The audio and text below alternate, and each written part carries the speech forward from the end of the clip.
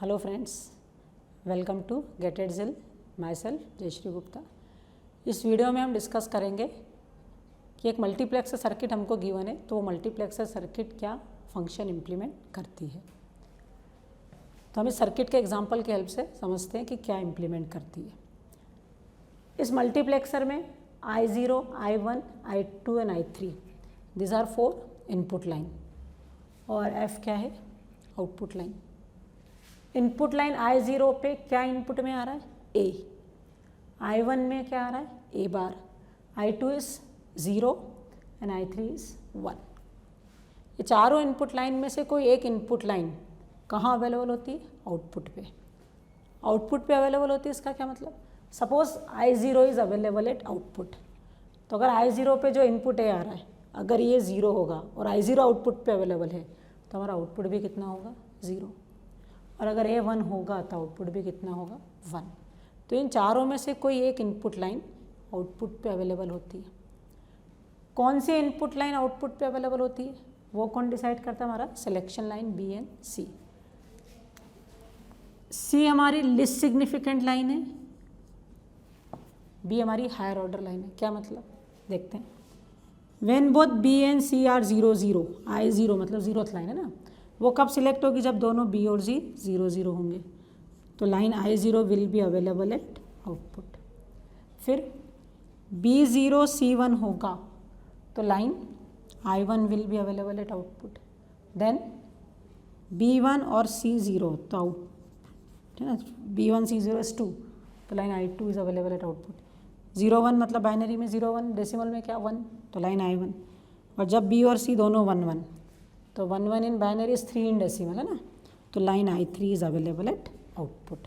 तो कौन सी line output पे अवेलेबल होगी, ये क्या कौन डिसाइड करता है, हमारी सिलेक्शन लाइन्स, जो फिलहाल कौन सी, B एंड C।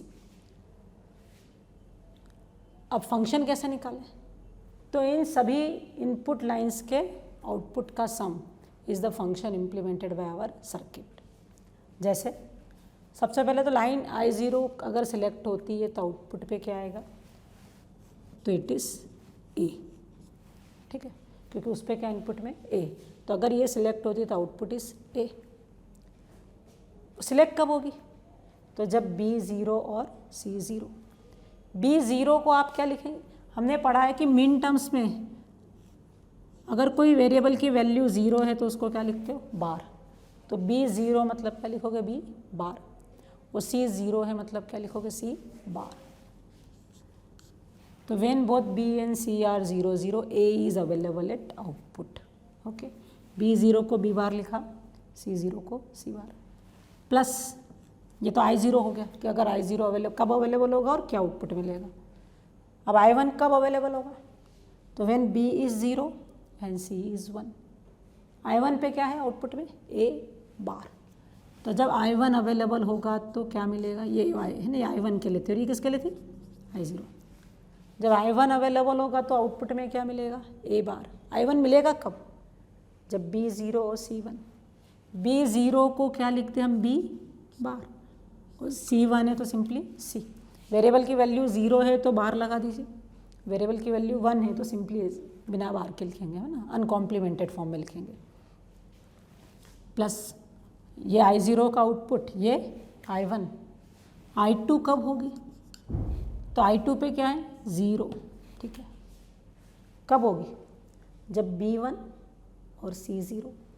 B1 मतलब सिंपली क्या लिखोगे, B, और C 0 मतलब क्या लिखोगे, C बार।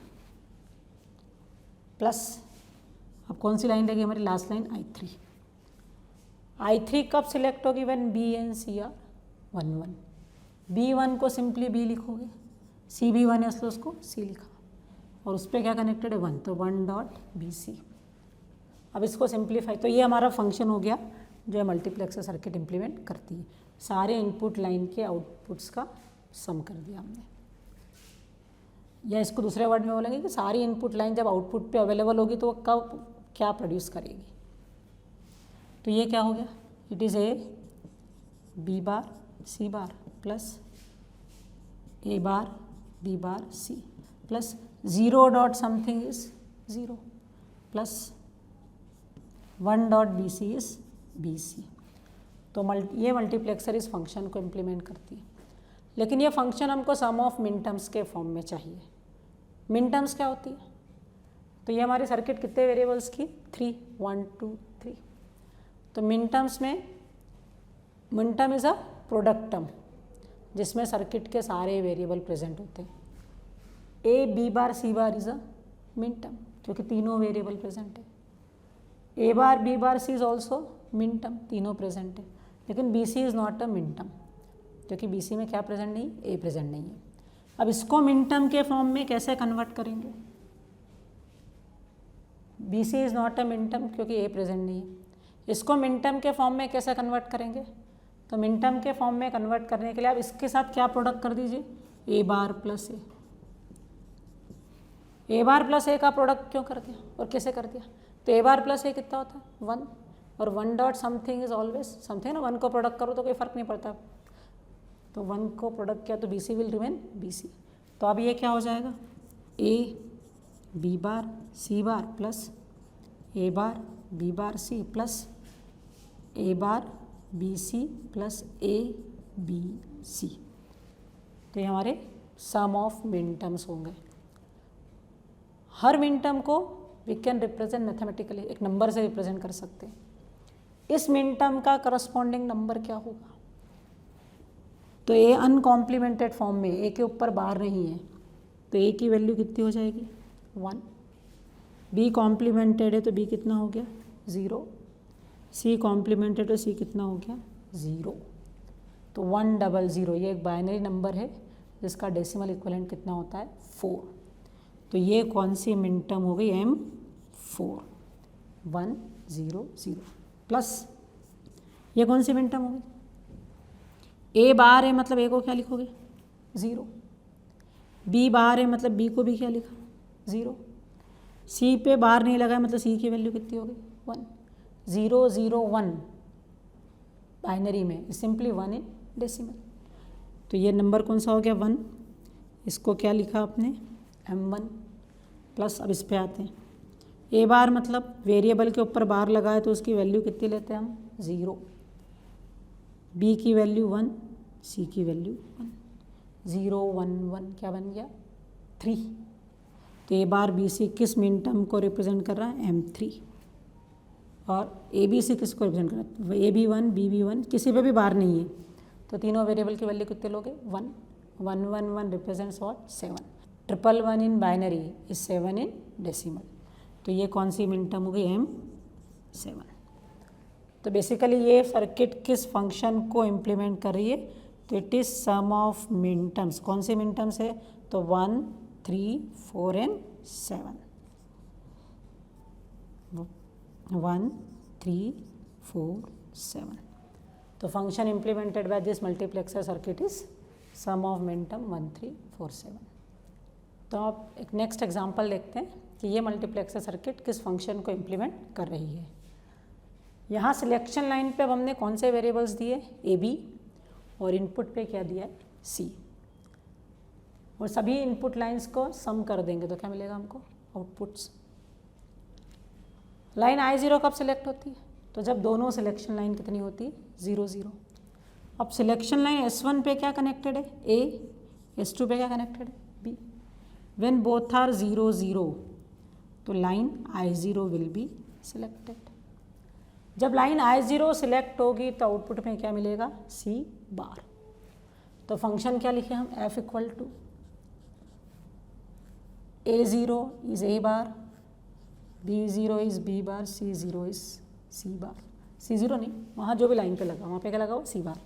तो वैन A0 B0, A0 को A बार लिखा, B0 को B बार, और उस पर क्या कनेक्टेड है? I0 पे C बार। तो ये हमको किसने दिया? लाइन I0 ने। अच्छा, ये आपको इंपॉर्टेंट है, ये ध्यान रखना कि ए बी सी को किस ऑर्डर में लिखना है। जनरली आपसे पूछा जाता function F A B C, तो आपको फर्स्ट पोजीशन पे मोस्ट सिग्निफिकेंट पोजीशन पे ए को रखना है, सेकंड पोजीशन पे बी को रखना है, थर्ड पोजीशन पे सी। अगर आपने इनका ऑर्डर चेंज कर दिया, जैसे ए बी सी बार है तो ए बी सी बार ये एक मिनटम है, इस मिनटम को नंबर के थ्रू रिप्रेजेंट करेंगे तो क्या नंबर मिलेगा? A1 B1, क्योंकि ए कॉम्प्लीमेंटेड नहीं है तो ए की वैल्यू कितनी? 1। बी कॉम्प्लीमेंटेड नहीं तो बी की वैल्यू 1। सी कॉम्प्लीमेंटेड है तो सी की value 0, 1 1 0 in binary, 6 in decimal. तो अगर ए बी सी बार लिखा तो ये क्या हो जाएगी M6। लेकिन अगर इसको मैंने ए सी बार भी लिख दिया तो क्या होगा, इस ऑर्डर में लिखा तो A1, क्योंकि ए पे बार नहीं है, सी पे बार है तो C0, बी पे बार है तो B1, 1 0 1 ये क्या हो जाएगी M5। तो अब ये M6 है कि M5 है, तो ये आपको ध्यान रखना है कि किस लिटरल को, किस वेरिएबल को पहले लिखना है, किसको बाद में। तो यूजुअली आपको दिया जाता है function F A B C, तो ए पहले लिखा है तो ए को पहले ही लिखना है, फिर सेकंड ऑर्डर पे बी को, फिर थर्ड ऑर्डर पे सी को। तो इसलिए यहाँ भी हम वही फॉलो कर रहे हैं, पहले ए फिर बी फिर सी। प्लस I1 कब सिलेक्ट होगी, तो I1 के सिलेक्ट होने के लिए ए कितना होना चाहिए 0, बी कितना होना चाहिए 1, है ना। इसका डेसिमल इक्विवेलेंट कितना होता है 1, तो लाइन 1 सिलेक्ट होगी। लाइन 1 सिलेक्ट होगी तो आउटपुट में क्या अवेलेबल होगा सी। अब क्या लिखोगे लाइन I1 के लिए, कब सिलेक्ट होगी when A is 0, A is 0 को क्या लिखेंगे आप ए बार, बी 1 है तो आप सिंपली बी, अब तब क्या कनेक्टेड है उस पर सी। थर्ड लाइन कब सिलेक्ट होगी, तो I1 के I2 के लिए क्या चाहिए A1 B0 ना, I2 इज़ 2 और 1 0 जब सिलेक्शन पे होगा, 2 जब सिलेक्शन पे होगा तो लाइन I2 सिलेक्ट होगी।